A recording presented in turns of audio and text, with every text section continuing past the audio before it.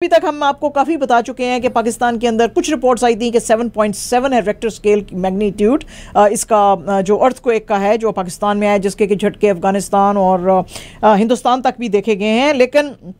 कुछ जगह पे ये भी है कि 6.8 बहरहाल एनीवे 7.7 है या 6.8 है। 6 के बाद जो हैं वो इमारतें भी गिरती हैं और काफ़ी डेथ्स वगैरह भी होती हैं। अभी तक तो हमारे पास कोई ज़्यादा डिटेल्स नहीं आई थी। अभी जो लेटेस्ट डिटेल्स आई हैं उसके मुताबिक 9 लोगों की वहाँ पे पाकिस्तान में डेथ्स हुई हैं और जाहिर है कि और भी अभी आएंगी, काबुल से भी खबरें आएंगी और दिल्ली से भी आएंगी तो पता चलेगा। Federal minister for health Abdul Qadir Patel जो हैं उन्होंने आज ये कहा है कि इमरजेंसी जो पिम्स हॉस्पिटल है इस्लामाबाद का और federal government poly clinic hospitals हैं उनको बिल्कुल रेडी रहने के लिए कहा है। और उन्होंने कहा जी कि इमरजेंसी अलर्ट एक जारी करें और आप लोग बिल्कुल तैयार यहाँ पे हों और किसी वक्त भी कुछ भी आपको ये किया जा सकता है। ये जो large parts of south Asia हैं ये सिस्मिकली एक्टिव हो गए हैं। उसकी वजह ये है कि जो टेक्टोनिक प्लेट है, इंडियन प्लेट, वो पुश कर रही है ये जो यूरेशिया प्लेट है उसके नॉर्थ को। तो उसकी वजह से कहा जा रहा है कि इस खित्ते में अब और भी ज्यादा अर्थक्वेक्स आ सकते हैं। तो ये जो है बड़ी खतरे की आज घंटी है और इसकी जो जानकारी है आज पाकिस्तान के मेट्रोलॉजिकल डिपार्टमेंट जो है उसने दी है, उसने आज दी है। ठीक है जी। प्राइम मिनिस्टर शहबाज शरीफ साहब जो है पाकिस्तान में, उन्होंने आज लॉन्च किया है टेली स्कूल पार्क ऐप और ये कह रहे हैं कि ये इसके अंदर उन्होंने कहा है कि we should give education through Google and digital continuous professional development initiative के अंदर जो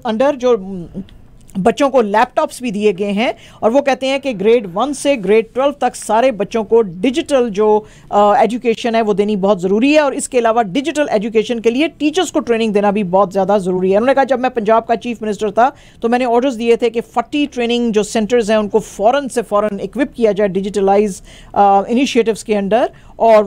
जो टीचर्स हैं उनके साथ भी कंसल्टेशंस करके उनकी भी ट्रेनिंग की जाए ताकि उनके भी स्किल्स जो है इम्प्रूव किए जा सकें। तो आज इन्होंने इसका लॉन्च किया है और उसके लॉन्च सेरेमनी पे ये बात कर रहे थे। पीटीआई के जो लीडर्स हैं इंक्लूडिंग शाह महमूद कुरैशी एंड असद उमर, उनकी आज जो थी ब्रेकफास्ट मीटिंग थी कुछ डिप्लोमेट्स के साथ और ये जो मीटिंग्स हैं ये Australian high commission to Pakistan Neil Hawkins जो हैं उन्होंने ये ऑर्गेनाइज की थी, जिसका कि उन्होंने बहुत शुक्रिया अदा किया। इस जगह पे इनकी मुलाकातें जो हैं यूरोपियन यूनियन और मुस्लिम जो कंट्रीज़ हैं उनके एनवॉयस से हुई, जिसमें कि उन्होंने ओवरऑल रीजनल और पॉलिटिकल सिचुएशन जो पाकिस्तान में है उसके ऊपर बात की और उन्होंने कहा जी कि हमारा तो सिर्फ एक ही मुतालबा है, हम कहते हैं कि ट्रांसपेरेंट इलेक्शंस होने चाहिए मुल्क के अंदर, तो उससे ज़्यादा हम यहाँ पे कुछ भी नहीं चाहते हैं। तो ये आज इनकी मुलाकातें जो हैं वो हुई हैं। Larger bench of Islamabad high court जो है उसने आज एक केस जो कि एलिजिडली इलेजिटिमेट चाइल्ड है इमरान खान साहब की, टीरियन, उसको एडजर्न किया है फॉर टुमारो यानी कि वेंसडे के लिए। चीफ जस्टिस आमिर फारूक जो हैं वो हेड कर रहे थे इस ब्रांच को और जिसमें कि जस्टिस मोहसन अख्तर कियानी और अरबाब मोहम्मद ताहिर भी हैं। इसमें चीफ जस्टिस साहब ने पूछा कि इमरान खान साहब जो हैं अगर पब्लिक ऑफिस होल्डर हैं और तो क्या इसका मतलब है कि सिर्फ एक नेशनल असेंबली की सीट जीत जाने से कोई पब्लिक ऑफिस होल्डर बन जाता है, और ये जो एलिगेशंस हैं इनके बारे में इनका क्या कहना है। इमरान खान साहब के जो काउंसिल थे सलमान अकरम राजा साहब, उन्होंने कहा कि यहाँ पे question of admissibility of petition है, कोर्ट का जो ज्यूरिसडिक्शन है उसके ऊपर जो है क्वेश्चन है। तो चीफ जस्टिस साहब ने कहा जी कि आप अपने आर्ग्यूमेंट्स मेरिट्स के बेस पे अपने पास रखें, क्योंकि अगर ये इस तरह का किस्सा होता तो फिर हम तो 2 मिनट में ये केस जो है वो सॉल्व कर सकते थे। हामिद शाह की जो कि पिटिशनर के काउंसिल थे, उन्होंने कहा जी कि जब कोर्ट बार बार इश्यूज जारी कर रही है इमरान खान साहब को कि हर तरह के सवालों के जवाब दें, तो इमरान खान साहब जो है सामने आके सवालों के जवाब क्यों नहीं दे रहे हैं। यानी अब उस बंदे के खिलाफ कुछ नहीं मिल रहा तो आपने इस लेवल पे आ जाना है कि अब आपने उसके जो है, फिर तो भाई साहब बहुत सारे और भी कट्टे खुलेंगे, कौन किसका बेटा था, कौन किसकी बेटी थी, बच्चे कितने दिनों में पैदा हुए, क्या हुआ है ना जी। तो बहुत सारे कट्टे खुलेंगे, तो ये ना करो बहरहाल जी तुम्हारी मर्जी। अच्छा जी, आज यूएस ने जनाब जो यूएस बाइडन का एडमिनिस्ट्रेशन जो है उसने बहुत ज़्यादा एतराज़ किया है पाकिस्तान के जो ह्यूमन राइट्स एब्यूज़ वहाँ पे हैं उसके ऊपर। एक ये नई एनुअल रिपोर्ट आई है 2022 कंट्री रिपोर्ट्स जिसके ऑन ह्यूमन राइट्स प्रैक्टिसेस इन पाकिस्तान, जिसके के ऊपर कहा गया है कि भाई पाकिस्तान के अंदर extra judicial killings, arrest, force disappearances जो हैं वो बेताजा हैं, गवर्नमेंट की कोई अकाउंटेबिलिटी नहीं है, अब्यूजेस हैं, करप्शन है, मिसकंडक्ट है, बहुत सारे जो कल्प्रिट्स हैं वो अनपनिश्ड जाते हैं, there is a culture of impunity among perpetrators, और ये जो है अथॉरिटीज़ बिल्कुल इन्वेस्टिगेट नहीं करती हैं इन चीज़ों को, जो खासतौर पर government officials human rights abuses में शामिल होते हैं या एक्ट्स ऑफ करप्शन में होते हैं, उनके खिलाफ कोई एक्शन नहीं लिया जाता है। यूनाइटेड नेशंस यूएस की ये जो रिपोर्ट है इसने कवर किए थे 198 कंट्रीज, और ये बड़ी फैक्चुअल बेस्ड होती है जिसमें कि वो ऑन ग्राउंड जाके सारे फैक्ट्स जो हैं वो जमा करते हैं, जिसके के ऊपर आज उन्होंने कंसर्न किया है। और पाकिस्तान के अंदर उन्होंने 7 सेक्शंस जो थे उसके अंदर डिवाइड किया था, जिसमें कि ये सारी चीज़ें जो भी मैंने आपको बताई हैं, किलिंग्स, अरेस्ट, एनफोर्स्ड डिसअपीयरेंसेस और कोई इन्वेस्टिगेशन का ना होना, गवर्नमेंट ऑफिशियल्स के खिलाफ पनिशमेंट का कोई ना होना तरीका का, उसके ऊपर जो है इन्होंने बात की हुई है।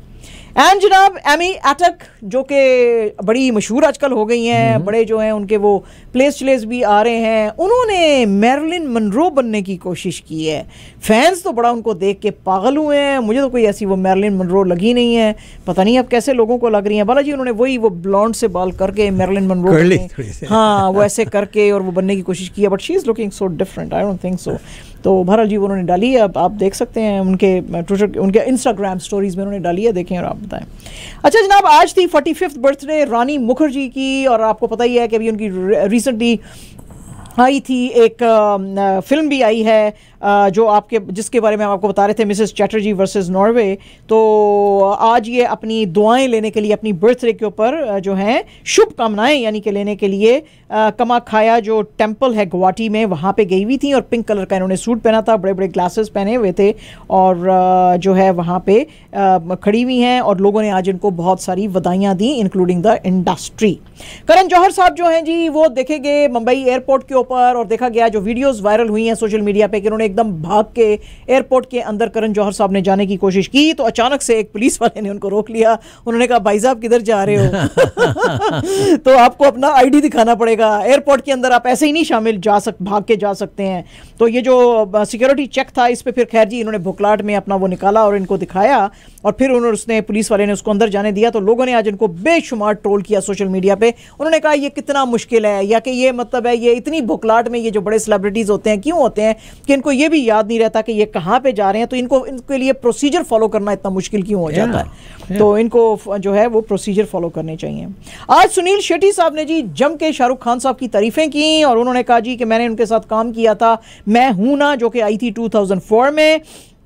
जिसको कि डायरेक्ट किया था फराह खान ने, और वो कहते हैं जी he is a gentleman and he is a charmer to the core, सिर्फ औरतों के लिए नहीं मर्दों के लिए भी, और अपने जितने स्टार्स होते हैं उनको सुपर स्टार्स की तरह ये ट्रीट करता है। और कहते हैं एक सीन जो इसका था वो मेरे साथ था, और उसमें इसने मुझे पीटना था लेकिन ये पीट नहीं सक रहा था, तो इसने कहा कि नहीं मुझे कुछ और जो है वो एंगल जो है वो देखने दो। तो ये इतना परफेक्शन में चला जाता है और सही चीज़ करना चाहता है, क्योंकि इसको पता है कि ये फिजिकली इतना स्ट्रांग नहीं है, लेकिन जो बंदा ये बार बार करेगा और ये बोल्डली कहने की कोशिश करेगा कि भाई मैं फिजिकली स्ट्रांग नहीं हूं तो इसलिए मुझे दूसरे तरीके से जो है विलन को मारना पड़ेगा, इसका मतलब ये भी है कि ये आदमी जो है इसको इनसिक्योरिटी कोई नहीं है, ये बड़ा सिक्योर है। तो बड़ी आज इन्होंने इनकी जनाब तारीफें की। एंड जनाब AFP की रिपोर्ट, एम्बेपे जनाब 24 years old, और ये अब होंगे फ्रांस के कैप्टन, क्योंकि लोरीस जो है Hugo Lloris he is retiring, PSG forward हैं ये, और आज इनके साथ डिस्कशंस इनके कोच जो हैं डिडियर डेस्चैम्प्स कर रहे थे, और उनके बाद डिस्कशंस के बाद इन्होंने कहा कि यस ये जो कैप्टन करेंगे फ्राइडे को अभी जो यूरो 2024 क्वालिफायर हो रहा है अगेंस्ट नेदरलैंड्स एट स्टैड दी फ्रांस, उसमें ये करेंगे। लोरीस जो हैं वो हालांकि सिर्फ 36 ईयर्स के हैं, टॉटनहैम के गोलकीपर हैं। उन्होंने अपना कहा था कि मैं अपना करियर अब आगे कंटिन्यू नहीं रखूंगा in January after losing World Cup final,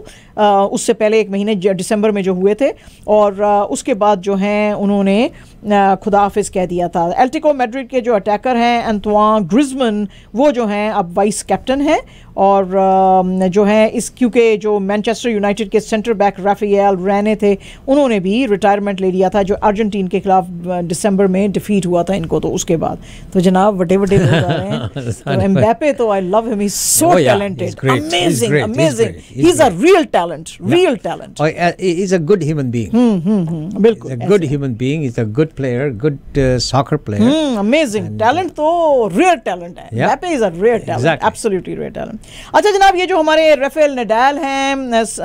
स्पेनियर्ड, ये आपको पता ही है कि 22 टाइम्स इन्होंने जीता है ग्रैंड स्लैम, लेकिन ये आपको हैरत होएगी कि एटीपी के टॉप 10 में for the first time since 2005 अब नहीं है। अब ये 13 पोजीशन पे है। इंजरीज हो गई थी, तो वो कहते हैं जी कि इनको जो कैलिफोर्निया में भी मास्टर्स 1000 इवेंट हुआ था उसमें इनको इंजरीज हो गई थी, जिसकी वजह से ये जो है नहीं खेल सके थे। और उसके बाद जो है ये ऑस्ट्रेलियन ओपन से भी निकल गए थे सेकेंड राउंड में, जब इनको जो है हिप का इशू आ गया था उसकी वजह से फिर इन्होंने, और फिर अभी जो इंडियन वेल्स का जो मैच हुए थे उसमें भी 600 पॉइंट्स जो इन्होंने लूज किए हैं। तो इस तरह करते करते ये जो है काफ़ी इनकी नीचे पोजीशन आ गई है, लेकिन वो कहते हैं शायद मोंटे कार्लो मास्टर्स जो अब नेक्स्ट मंथ में होने वाला है उसमें अपनी पोजीशन ये ले लें, और उसके बाद जो है फ्रेंच ओपन आएगा जो कि इन्होंने 14 बार जीता है, तो हो सकता है ये ऊपर। Nobody can deny he's one of the best players. Greatest, yes. One of the best players in the world. बिल्कुल ठीक है। पीसीबी जो है जी उसने, यानी कि पाकिस्तान क्रिकेट बोर्ड जो है उसने अब जो न्यूजीलैंड का नया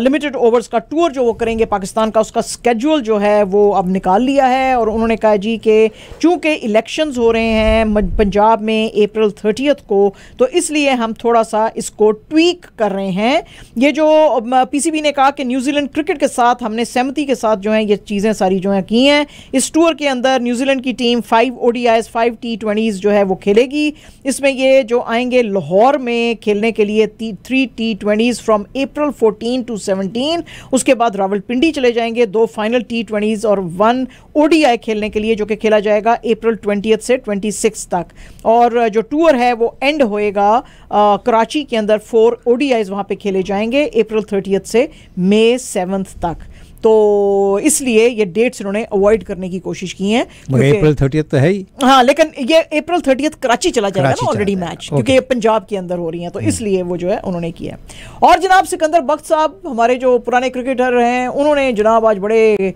जो हैं वो क्रिटिसाइज़ किया है बाबर आजम साहब को, और उन्होंने कहा जी कि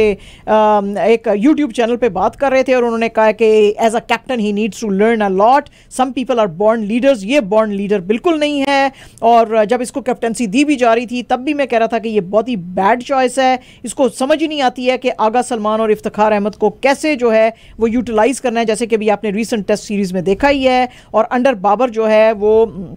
as captain, Pakistan has lost 5 tests, won 1, drew 3 out of 9 they have played in 2022। और उन्होंने कहा जी कि होम सीरीज इन्होंने लूज की थी सारी ऑस्ट्रेलिया और इंग्लैंड के अगेंस्ट, तो इनकी जो कैप्टनसी स्किल्स हैं वो कोई इतने अच्छे नहीं है, क्योंकि इनको सिचुएशन के हिसाब से डिसीजंस बनाने नहीं आते हैं।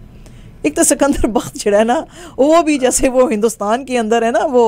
महेश भट्ट साहब, हर चीज़ पे ओपिनियन है उनका, सिकंदर बख्त साहब का भी हर चीज़ पे ओपिनियन है। ये उसका सिकंदर बख्त को मैं ब्लेम इसलिए नहीं करता हूँ कि उसने उनका रिकॉर्ड देखा है, कि what is is not saying he is not a good player. नहीं, उसने कहा कि ये कैप्टन के लिए ठीक नहीं है, कैप्टनसी के लिए ठीक नहीं है, मगर he is a very good player as a batsman, as a player he is not saying that he is a bad player,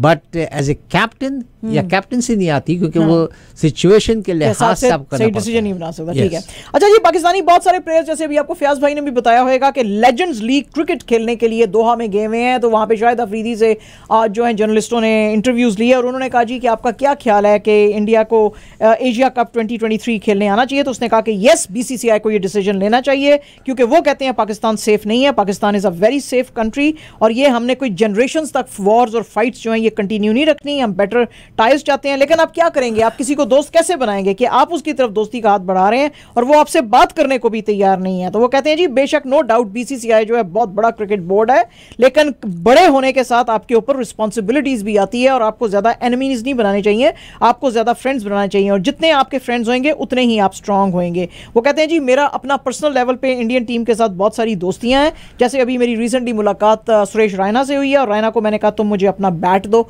तो उसने मुझे दे दिया खेलने को। तो दोस्तियाँ जो हैं क्रिकेट के बीच में ऐसी होनी चाहिए और ये जो है बियॉन्ड पॉलिटिक्स होनी चाहिए।